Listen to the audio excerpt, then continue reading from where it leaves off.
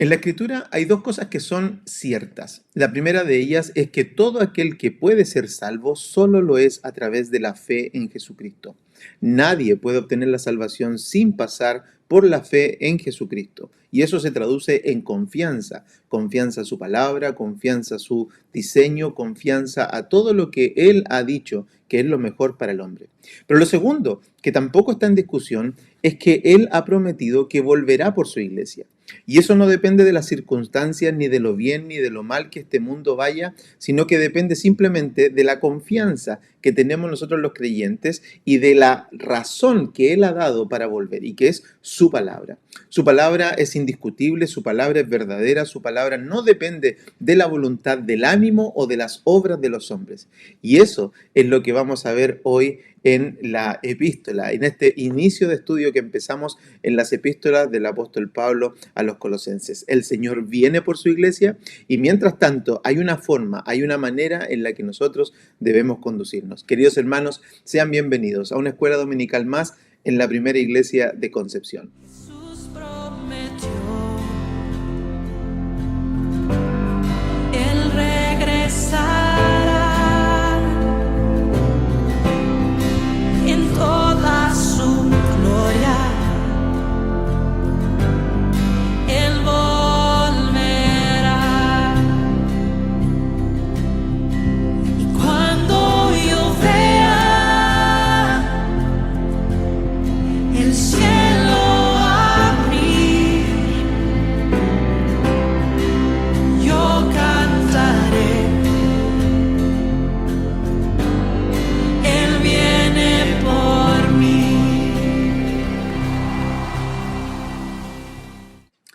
Queridos hermanos, el Señor les bendiga. Qué gozo y qué alegría es que ya podamos estar juntos nuevamente en la escuela dominical, ya en este tiempo, saliendo de las epístolas a los colosenses y ahora entrando en un nuevo estudio, en una nueva etapa a la que le hemos llamado y le hemos denominado esta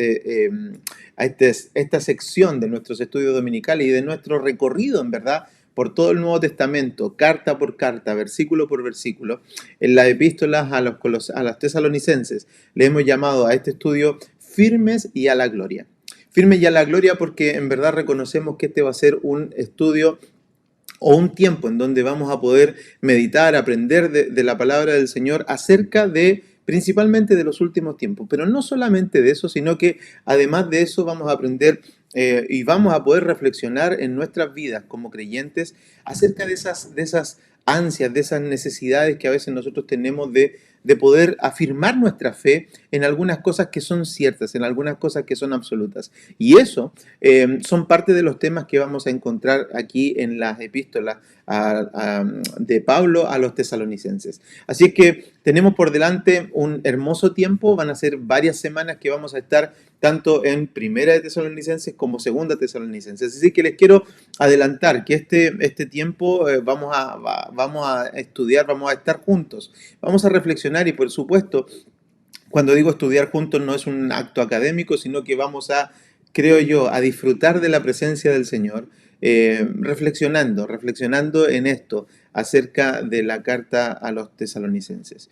Estas cartas, que son dos, básicamente las vamos a ver en continuo porque estamos nosotros siguiendo nuestros estudios y nuestra iglesia unida, ¿cierto? Ha estado siempre en nuestras escuelas dominicales, seguimos el Nuevo Testamento de manera consecutiva. Lo predicamos domingo a domingo, versículo a versículo, y eso ha sido una bendición para nuestra iglesia porque nos ha dado la oportunidad de ir comprendiendo las ideas, e ir alimentándonos espiritualmente y fortaleciendo nuestra fe con la palabra completa, sin evitar, sin quitar nada de ella, sino que alimentarnos del todo de la palabra. Y es así como hemos venido ya desde algunos meses, ¿no es cierto?, este año y desde años pasados, y lo más reciente que hemos visto, ¿no es cierto?, Gálatas, Filipenses, Efesios, Colosenses, ¿no es cierto? Y en cada una de ellas nosotros hemos notado que hay un tema principal, hay una idea, hay algo que el apóstol transmite porque por esto es que son cartas. Estos no son documentos escritos sin sentido, sino que han sido documentos escritos y preservados por el Señor para nuestro aumento de fe con una particularidad y siempre siempre hemos tratado nosotros de comprender ello y a partir de esa comprensión, de saber el sentido de la carta, poder entonces nosotros extraer también los principios que nos pueden ayudar hoy en nuestro tiempo a fortalecer nuestra fe. Y es así como tenemos estas dos pequeñas epístolas, estas dos pequeñas cartas, y este estudio no vamos a profundizar tanto en las aristas que tengan que ver tanto con la historia, a pesar de que tocaremos algunas de ellas, pero principalmente nos vamos a centrar en el sentido de la carta y en lo que a partir de ese sentido nosotros podemos traer a nosotros hoy, a partir de la dirección del Espíritu Santo para nuestra fe.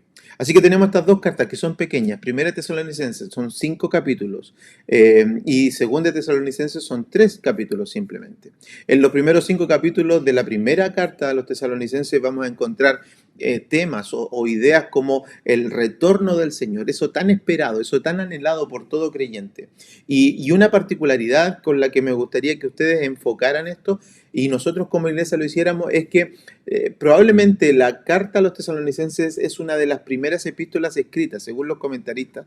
Dicen que es una de las primeras cartas de Pablo escrita y agregada ya al canon o a la Biblia como nosotros la comprendemos.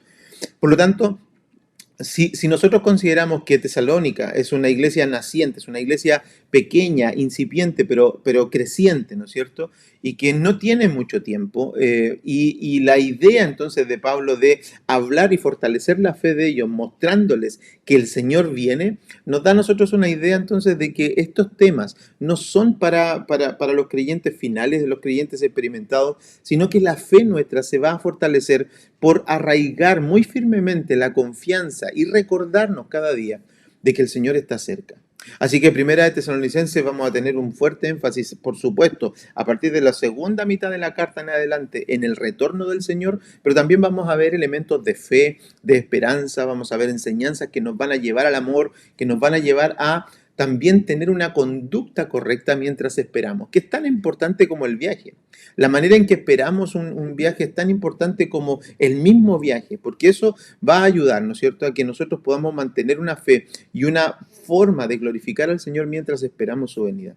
Segunda Tesalonicenses, que no es lo que vamos a hacer ahora, pero para que ustedes tengan y tengamos como iglesia la idea completa, según de Tesalonicenses, en sus primeros 3 capítulos, o en los 3 capítulos que tiene esta epístola, vamos a ver otra dimensión de los últimos tiempos y que tiene que ver con el día del Señor, con lo que está, digamos, también lo que se dice en Daniel, en los libros de Daniel, en las profecías acerca del último tiempo, cuando el Señor venga, cuando Él no solamente se instaure, sino que también traiga juicio. Entonces vamos a ver cosas como el día del Señor, enseñanzas de Pablo acerca del día del Señor, de los estilos de vida de las personas, por supuesto del hombre de pecado, pero también de nosotros los creyentes, de cómo debemos esperar, de cómo debemos guardar nuestra vida mientras esperamos su venida. Así que las cartas a los tesalonicenses, hermanos, son básicamente un compendio acerca de las últimas cosas, acerca de los últimos tiempos, de las últimas 2 escenas del último tiempo.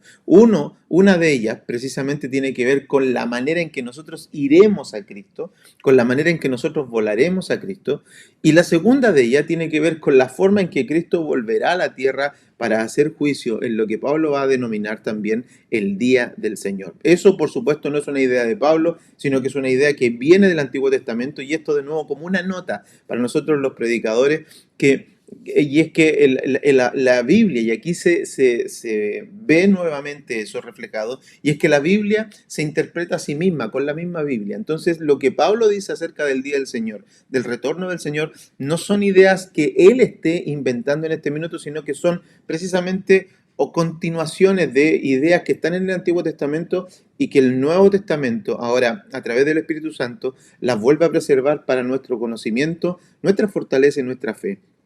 Así que a partir de estas verdades, hermanos amados, seremos nosotros también animados y exhortados a permanecer firmes mientras esperamos que todo esto suceda. Porque como dije al principio, estas cosas no son opcionales ni son simplemente ideas que podrían, no son supuestos, son realidades. Así es que el hombre de fe, la mujer de fe, el evangélico, el creyente, el cristiano, tiene que tener entonces una medida de conducta mientras esperamos que estas dos cosas acontezcan. Vamos a ir al cielo, vamos a volar con Cristo y vamos a descender con Él en gloria cuando Él venga a reinar y venga a juzgar esta tierra. Así es que, ¿qué podemos esperar de este estudio, hermanos? ¿Qué podemos esperar de este tiempo que vamos a estar juntos? Y esto lo estamos haciendo, recuerden ustedes, como un adelanto de nuestra escuela dominical. Pero ¿qué podemos esperar? Vamos a esperar precisamente que aquí encontremos enseñanzas que transformen nuestra vida en este tiempo. Cuando hay un tiempo en donde tenemos total, total visión de lo catastrófico, de lo volátil, de lo difícil que está este tiempo, de cómo discernir la estabilidad de nosotros los hombres, del futuro de nuestros hijos. Los que tenemos hijos pequeños nos preguntamos, ¿qué va a ser del futuro de ellos, de nuestros nietos, de las siguientes generaciones? Esta enseñanza, si nosotros la tomamos en serio, si ustedes en casa la toman en serio, si con sus familias se dedican precisamente a pedir dirección de Dios, vamos a encontrar probablemente enseñanzas que transformen nuestra vida. Vamos a encontrar también verdades que protejan a nuestra familia, porque aquí va a haber mucha práctica también, mucho del evangelio del hacer las cosas, porque ya lo hemos repetido y lo hemos dicho varias veces que hay dos extremos que están asegurados: la salvación y la venida y la glorificación que tendremos en Cristo. En medio de eso, el apóstol Pablo nos va a enseñar. Y esa enseñanza que tenemos del apóstol Pablo va a ayudar para que nuestras familias sean familias firmes, sólidas, y estén de alguna manera protegidas por vivir una vida distinta a la del mundo. Y por supuesto, finalmente vamos a encontrar también consejos que aviven nuestra fe.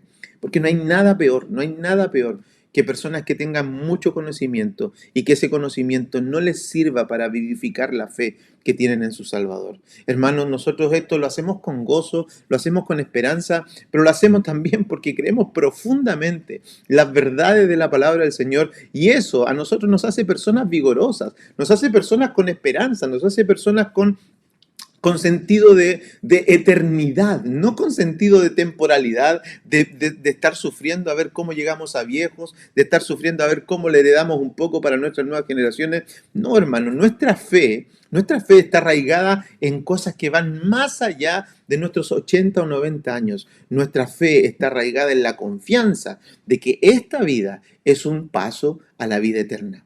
Así es que, hermanos, quisiera invitarles a que leamos en este inicio de estudio. Vamos a hacer algunas reflexiones cortas esta semana que nos van a ayudar para poder orientarnos en este estudio a los tesalonicenses. Y como les digo, es firmes y a la gloria. De eso se trata esto. Estamos firmes porque vamos a la gloria. Así que vamos a leer los primeros 5 versículos que están en nuestra lección para esta semana, y les invito a que los leamos en el nombre del Señor. Los versículos dicen de esta manera: Pablo, Silvano y Timoteo, a la iglesia de los tesalonicenses, en Dios Padre y en el Señor Jesucristo. Gracia y paz sean a vosotros, de Dios nuestro Padre y del Señor Jesucristo. Ejemplo de los tesalonicenses. Damos siempre gracias a Dios por todos vosotros, haciendo memoria de vosotros en nuestras oraciones, acordándonos sin cesar delante de Dios y Padre de la obra de vuestra fe, del trabajo de vuestro amor y de vuestra constancia en la esperanza en nuestro Señor Jesucristo. Porque conocemos, hermanos amados de Dios, vuestra elección, pues nuestro evangelio no llegó a vosotros en palabras solamente, sino también en poder, en Espíritu Santo y en plena certidumbre, como bien sabéis cuáles fuimos entre vosotros por amor de vosotros. Así que, hermanos, tenemos, esta es la lectura, estos son los primeros versículos, son los versículos con los que el apóstol Pablo abre su enseñanza a los tesalonicenses, y fíjense cómo es que algunas cosas que pudiéramos extractar al principio para poder orientar este tiempo que vamos a pasar en Tesalonicenses.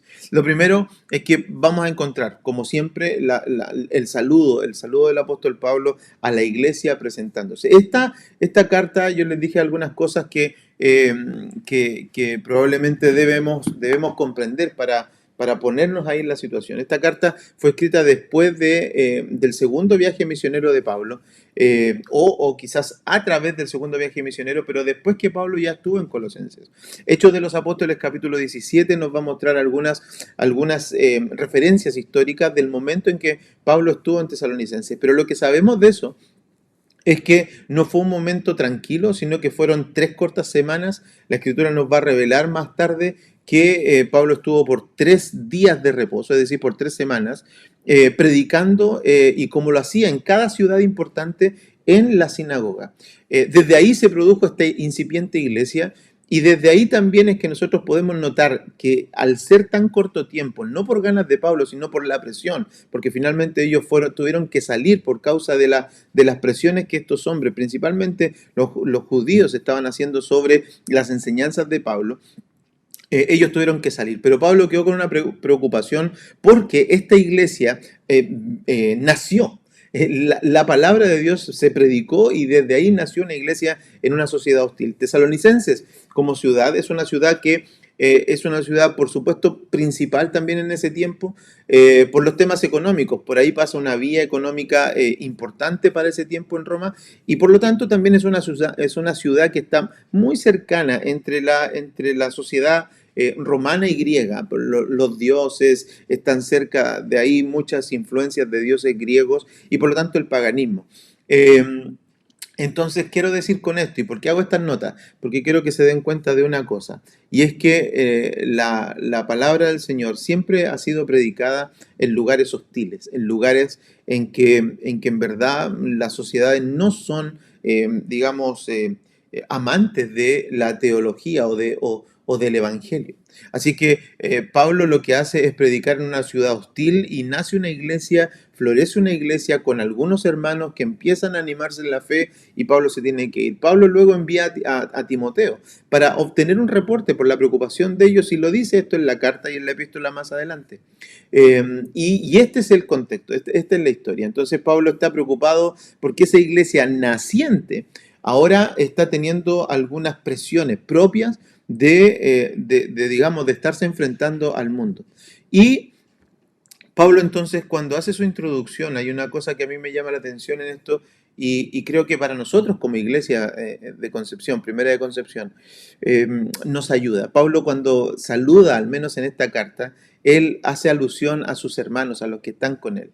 Y esto creo que es bueno porque nos da a nosotros de nuevo la idea de que las iglesias no son simplemente caudillos de hombres particulares, sino que son preocupaciones de un grupo de hombres que se preocupan por la salud de la iglesia. Aquí está Pablo, está Silvano, está Timoteo, a la iglesia de Tesalónica. Están todos ellos y probablemente no menciona a Lucas porque Lucas puede que haya andado en algún otro trabajo misionero también. Recuerden ustedes que ahí hay muchos hermanos, o no sé si muchos, pero varios hermanos que están trabajando por la plantación de iglesias. Y el primer comentario que quiero hacer es que miren cómo es que la iglesia no es resultado simplemente del caudillismo de personas particulares, sino que del trabajo amoroso, del llamado que Dios hace a hombres para preocuparse por la salud de un pueblo, de la salud de una congregación. Lo segundo es que también como idea, ¿no es cierto? Cuando a veces uno se aproblema por cómo hacer que el Evangelio sea predicado en lugares, cómo hacer, y en este tiempo donde nosotros quisiéramos tener todas las seguridades, fíjense que aquí esta carta nos va a mostrar que la iglesia se creó en 3 semanas. En 3 semanas el apóstol Pablo predicó, ¡pum!, apareció una iglesia. En 3 semanas el apóstol abrió la palabra, abrió la Biblia, echó a correr el Evangelio. El Evangelio, por supuesto, bien predicado. No estoy con esto, defendiendo o hacer apología de aquellos que simplemente levantan ministerios y hacen cosas sin conocer la verdad del Señor. Pablo conocía profundamente el Evangelio. Aquí no es las ganas simplemente de una persona, sino que es precisamente el llamado y el conocimiento profundo que tienen de su Señor para luego salir a predicar. Pero cuando eso es así, cuando son hombres efectivos, no se necesita mucho más. Y esto nos lo muestra Tesalonicenses. Es un rico ejemplo de cómo la palabra del Señor predicada florece, produce almas nuevas y desde ahí se constituyen iglesias. Así que Pablo está preocupado de ellos y lo primero que nos llama la atención es que El Evangelio, hermanos, se hace paso en medio de situaciones hostiles. Y esto creo que debe ser una palabra también para nosotros, porque a veces nosotros nos preocupamos, nos aproblemamos, nos entristecemos incluso, cuando a veces queremos ver el Evangelio en nuestras familias y nosotros llegamos a la conclusión de que nuestras familias son hostiles. No hay pérdida de esperanza con Tesalonicenses. ¿Por qué? Porque esto nos muestra que el Evangelio puede ser predicado en lugares hostiles donde las personas no quieren el Evangelio, pero cuando llega la semilla del Evangelio a esos lugares, entonces el Señor va a hacer su obra. Así es que esto es una iglesia naciente, es una iglesia pequeña, es una iglesia que nos muestra otra gran verdad, hermano, que a veces nosotros le tenemos miedo. Y es que, no sé si usted se acuerda, pero antiguamente nosotros no queríamos hablar de Apocalipsis porque lo encontramos complicado, porque lo encontramos muy difícil, porque lo encontramos como que esos temas del fin son para gente erudita, para gente que entiende, para aquellos místicos que entienden de profecía y no para nosotros los simples que recién estamos aprendiendo el Evangelio, que recién conocimos al Señor, que recién estamos dando algunos pasitos en el Evangelio. Y esta carta nuevamente nos va a mostrar que la escatología, que es ese estudio del fin de los tiempos, no es simplemente un tema para eruditos, es un tema para todos los creyentes. ¿Y por qué? Porque Tesalonicenses es ese tipo de cartas que nos pone el fin de los tiempos en términos cotidianos, en términos tranquilos, en términos que nosotros lo podemos comprender. Va a venir el Señor y nos va a llevar. Va a venir el Señor en su día y nosotros vamos a ser testigos de ello. Así es que creo que esas dos cosas, esas miradas, hermanos, que nosotros debemos tener al inicio de este estudio, nos van a ayudar para poder fortalecer nuestras vidas de fe. Y lo último que quiero decir como temas principales de lo que vamos a ver aquí, es que las verdades de los últimos tiempos nos van a ayudar a nosotros para poder centrar nuestra vida evitando los extremos. ¿Cuáles son estos? Las presiones que estaba teniendo el tesalonicense. El primero, el extremo del ocio, y después el extremo de la desesperación. Porque estas dos cosas son las que van a invadir siempre la mente nuestra. El ocio, es decir, las personas que tienen la venida del Señor por tardanza. El ocio o la pérdida de tiempo de aquellos que dicen, no, ¿para qué vamos a hacer más si el Señor va a venir quizá en cuánto tiempo más? ¿Para qué me preparo ahora si todavía no viene el Señor? ¿Para qué voy a ser santo? ¿Para qué me voy a comportar bien? ¿Para qué voy a hacer tanto trabajo si el Señor va a venir quizá en cuánto tiempo? Tengo tiempo. La idea de que las personas tienen tiempo es una idea dañina en términos de este concepto, porque la inminencia de la venida del Señor ya era predicada en este tiempo, a muy corto andar del Nuevo Testamento, a muy corto andar de la iglesia primitiva. A eso es lo que nosotros conocemos como la enseñanza de la inminencia de la venida del Señor, es decir, que el Señor puede venir en cualquier momento. Y algunos han dicho que nosotros, como por ejemplo Spurgeon, él decía que nosotros podemos, tener la capacidad de dudar, perdón, al contrario, no podemos tener la capacidad de dudar que el Señor viene. Lo que nosotros sí podemos hacer es dudar de no saber cuándo Él va a venir, porque eso es lo correcto. Nosotros no sabemos cuándo Él viene, pero de que viene, viene. Y la posición correcta nuestra es mantener esa firmeza y predicar esa firmeza. El Señor viene. Y aunque alguien nos podría decir, oye, pero ha pasado mucho tiempo, eso no nos importa a nosotros. Eso no es un tema nuestro, eso es un negocio del Señor. El Señor sabe cuándo viene, pero la verdad sea dicha, y es que el Señor viene. Y eso debe darnos esperanza. Así que un extremo es el ocio, el de saber que no va a pasar nada, pero el otro es el de la desesperación, de aquellos que a través del sufrimiento de este tiempo, a través de las presiones de este tiempo, entran en un momento en donde, ¿será verdad que va a venir el Señor? ¿Será verdad que todo esto es cierto? ¿Será verdad? Porque mira todo lo que pasa y entran en una desesperación. Y el problema de la desesperación es que van a buscar soluciones. Cuando son desesperados, cuando se encuentran en desesperación, la tentación del hombre es buscar solución y respuesta en otros lugares distintos a la palabra del Señor. Por eso es que debemos evitar la desesperación, porque la desesperación no en sí misma es una cuestión mala, de hecho es una herramienta que a veces nosotros tenemos para movernos como personas. Nos desesperamos y entonces salimos a buscar a nuestros hijos. Es una buena reacción, es algo que nos produce a nosotros movimiento, pero debemos cuidarnos del extremo de que ese movimiento sea precisamente hacia encontrar respuestas en otros lugares que no sea la Escritura. Nos desesperamos y podemos estar en algunas situaciones de presión, pero debemos afirmar nuestra verdad en que Cristo viene. Así es que, hermanos, fíjense cómo entonces algunos versículos de esto hablan o dicen. El versículo 2 es que Pablo está dando gracias por los tesalonicenses, está dando gracias por su fe, por su muestra de amor, por la memoria que hacen ellos de también Pablo. Pablo está mostrando a los tesalonicenses y reconociendo en ellos, como congregación pequeña, que ellos hicieron una buena decisión, que ellos no cometieron un error al tomar el camino del Evangelio. Él dice que en el versículo 4 dice, conocemos, hermanos amados de Dios, vuestra elección, pues vuestro Evangelio no llegó a vosotros en palabras solamente, sino también en poder, en el Espíritu Santo. ¿Cuál es esa idea que Pablo le está dando? Le está fortaleciendo la idea de que ellos están viviendo un momento o un tiempo que no fue producto de sus fuerzas de voluntad o que no fue producto de tampoco su inteligencia, sino que es algo producto del poder del Espíritu de Dios. El único que puede levantar vidas es el Espíritu Santo. Hermanos, y nosotros debemos comprender eso porque eso es lo único que a nosotros nos puede en este minuto llenar. Pablo está alabando eso porque precisamente es eso lo que va a hacer que nosotros hoy podamos también tener paz. Por ejemplo, me explico con esto y quiero decir lo siguiente. Si tú fuiste, hermano, salvado por el Señor, si tú en algún minuto de tu vida despertaste al Evangelio, y te has dado cuenta a través de tu vida que hay cosas en ti que tú no puedes explicar, el momento como llegaste al Señor, lo que pasó con tu vida a partir de eso, los cambios que has tenido, la forma de pensar que tú mismo ahora te extrañas de todo lo que antes decías y lo que hoy piensas, las transformaciones que han habido en tu familia, la forma en que dejaste de hablar y ahora estás hablando distinto, los hábitos que antes tenías y ahora no los tienes. Y así, un sinfín de cosas que tú has visto como transformaciones.